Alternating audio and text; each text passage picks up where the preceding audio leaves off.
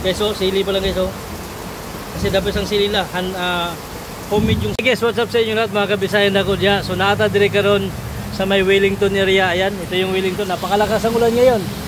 So dito tayo nahinto ngayon at meron guys, meron tinatawag dito na pastillas, chicken pastillas. Kaya saan kutsara mo te? Oh, so Bisaya din yung mayari ito, kaya taga Pikit Cotabato, no? Ayan, so ito guys, oh. Sarap oh. Sili pa lang, oh, hanghang talaga ito yun.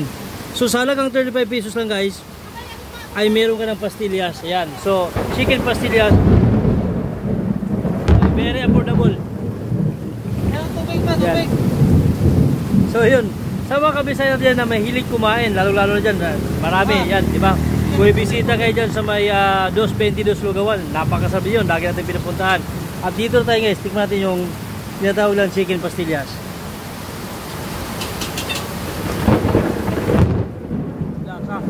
Malasa guys, sarap.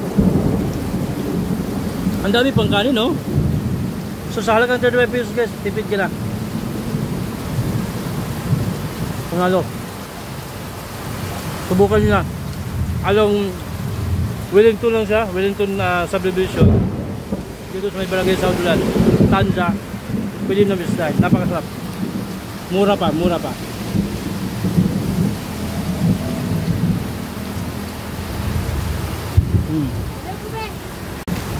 Sa sobrang sarap, nakadalawa tayo. Hindi nakakatakot ito yung kidlat ba? Dalawa.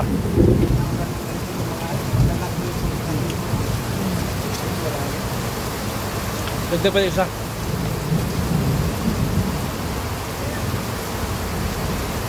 Ang kaganda nito guys, meron isang papaitan. Kaya nabis talaga. At saka murang-mura talaga guys.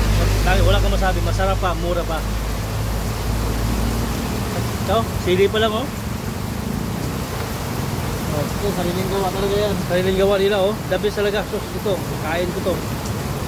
Kaya dagdag tayo para takam talaga kayo ha. Ayan, ito na. Alright. Sabaw ng papaitan.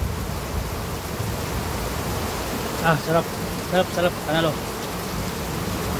Anong Facebook page mo ba? Bisayan Dako Vlogs. Ha?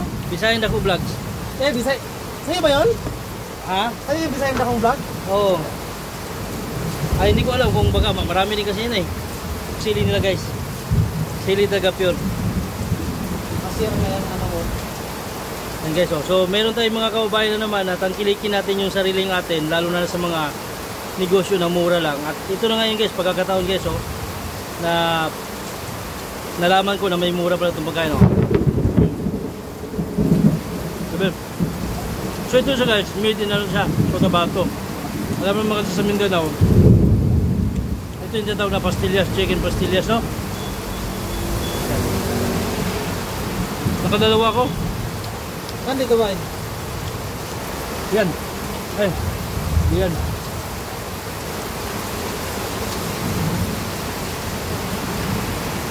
B siya, B. So, dito guys, may nagano.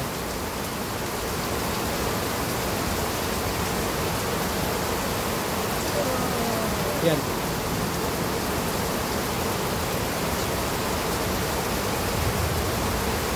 May paglugulis ka na rin pala, no? Dakto po. Bayusun lang, bayusun.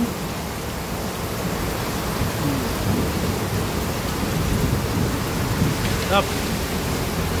Gusto nyo na. Mura-mura pa, masarap pa.